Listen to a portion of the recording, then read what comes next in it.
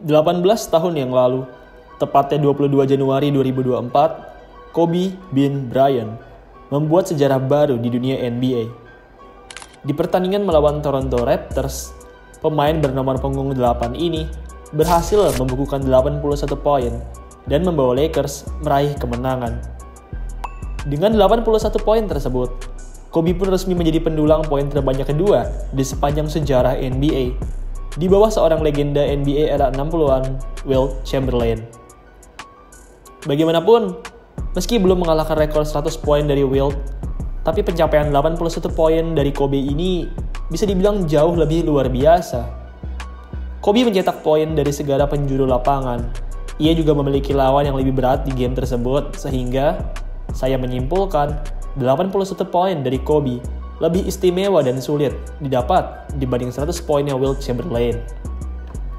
18 tahun berselang dan hari ini terdapat dua penampilan istimewa di NBA, yaitu penampilan dari Joel Embiid dan Karl Anthony Towns.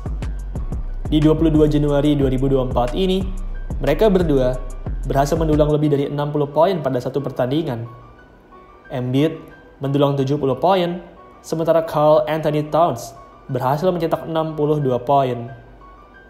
Tahukah kalian, dengan berhasilnya mereka berdua mencetak 60 poin lebih di hari yang sama, maka tanggal 22 Januari 2024 ini pun menjadi tanggal keempat di mana terjadi dua performa 60 points game di hari yang sama di NBA.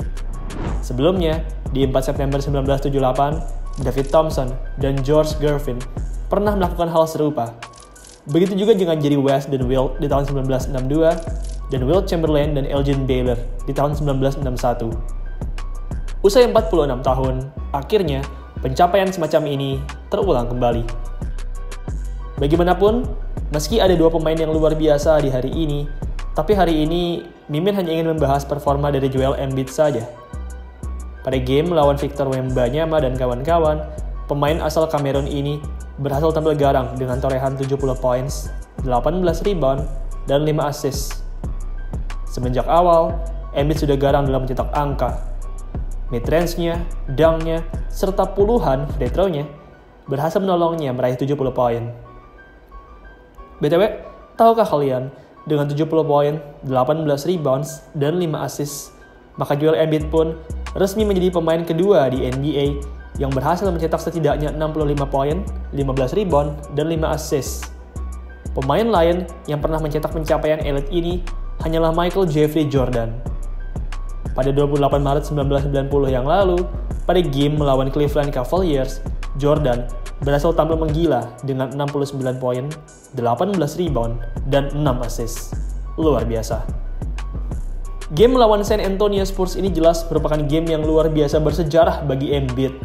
Di game ini, selain berhasil menjadi pemain dengan rekor poin tertinggi di sepanjang sejarah Sixers, Embiid juga berhasil bergabung ke Elite Club dengan menjadi pemain ke-9 yang pernah menorehkan 70 poin. Tidak banyak pemain yang pernah mencetak 70 poin atau lebih di NBA.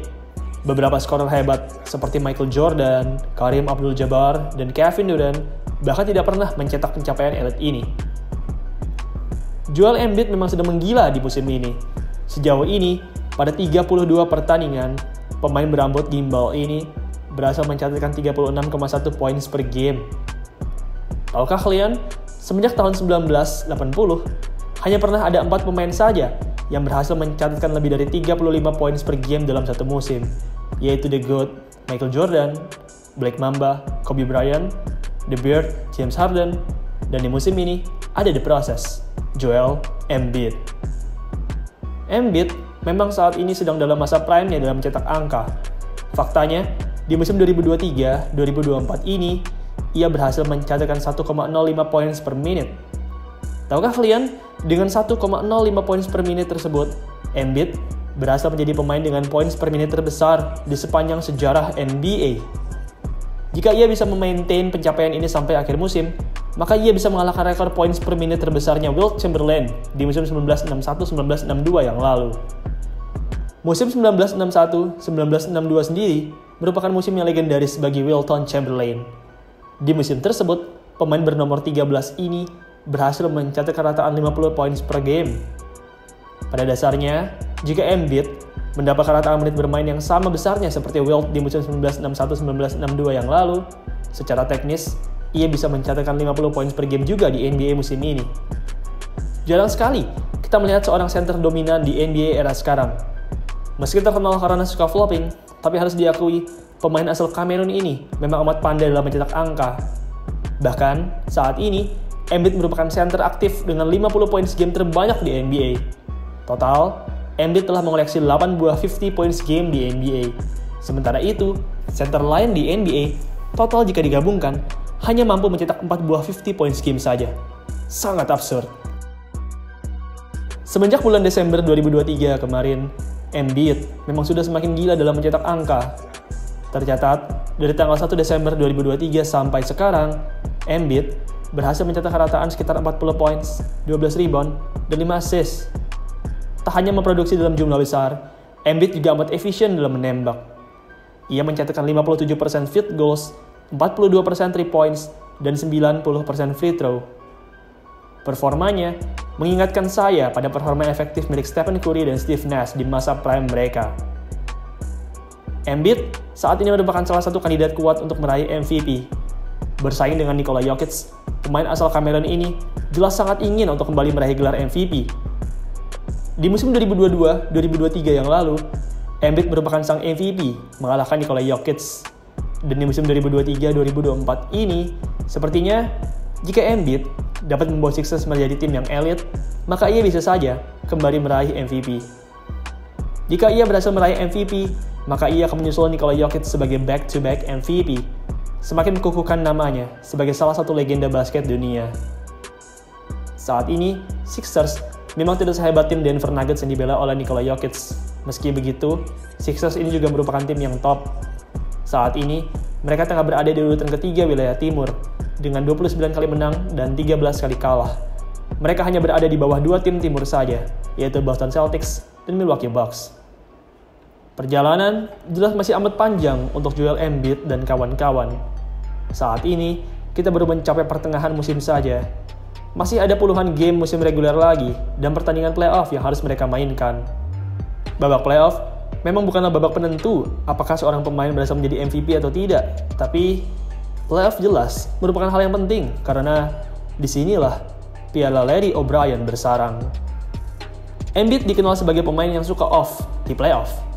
Jika ia ingin membuktikan bahwa ia merupakan pemain kelas atas, maka ia sangat wajib untuk bisa tampil maksimal di playoff.